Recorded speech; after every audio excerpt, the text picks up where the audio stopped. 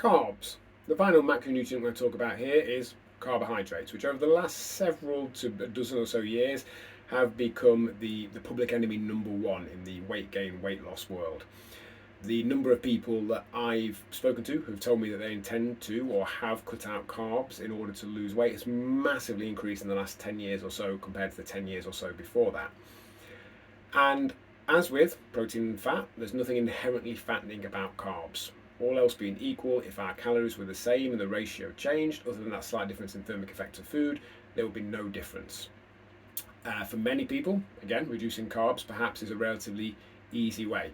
Carbs are often the thing we pad our meals out with. It's not necessarily the most tasty, exciting part of the meal.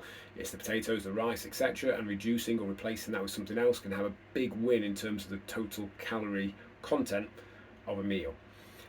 Often as well, when we talk about carbs, we're not necessarily talking about meals or recipes or things that are particularly high solely in carbs. We're often talking about things that are high in carbs and fat with low protein in meals or snacks, whatever, that have been specifically designed and engineered to hit that sweet spot of about 50% fat, 50% carbs that really kicks in those pleasure centers in our brains. So things like muffins, biscuits, etc. Not inherently fattening, but hyper palatable, super easy to overdo. They override to some degree some of those things in our brain that perhaps would stop us consuming further if it was different foods and different ratios of protein, fats and carbs. They make us keep going.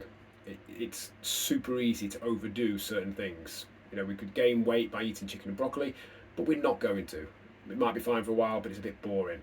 We can smash a tub of Ben and Jerry's no problem. We can do a second one straight afterwards if we want to.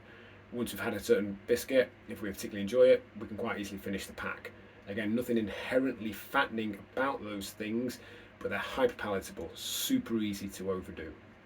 So again, reducing our carbohydrate intake, or at least tactically changing some of the things that we choose to have, rather than necessarily reducing the actual overall volume of carbs, might be an easy win. We might benefit from having more slow-acting carbs, things that release relatively slowly into the body, generally speaking, less processed foods, because that might enable us to make better choices overall and consume less across the course of the day. But again, all else being equal, it wouldn't make any difference. It's about the impact that has on our other decisions. So, over the last few days, I've talked about the different considerations in our food, how we need to take into account taste, convenience, cost, socializing, connection, and all those things. Because if we don't, we're probably setting ourselves up to fail. We're using an approach that is based on willpower, forcing ourselves to do something we don't really want to do, and willpower is a finite resource that will run out. I've talked about calories and how fundamentally we need to create a calorie deficit if we're wanting to lose weight. There are other considerations to health and health eating, of course, but let's not forget or deny, until there's proof otherwise, that a calorie deficit has to underpin successful weight loss. And I've talked about the three macronutrients: proteins, carbs and fats. Considerations with them is that fat is twice or slightly more than that as calorie dense as protein and carbs, that none of those macros are particularly inherently fattening, but for most people, increasing their protein and reducing their fat and carbs is probably going to be a relatively easy win to overall make them feel and function better and consume less calories. If you have any questions at all about any of this, then post away below or drop me a message.